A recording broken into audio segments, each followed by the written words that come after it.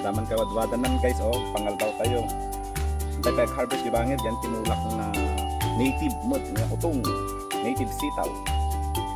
Alright guys, so puntahan naman natin ang isang pang tanim na sitaw. Ito naman yung native sitaw guys. Ito yung bunga ng native sitaw. Yan guys.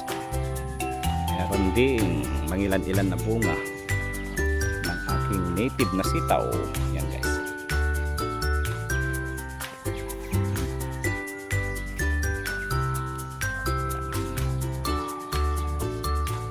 Alright, so pipitasin na rin natin guys yung mga bunga.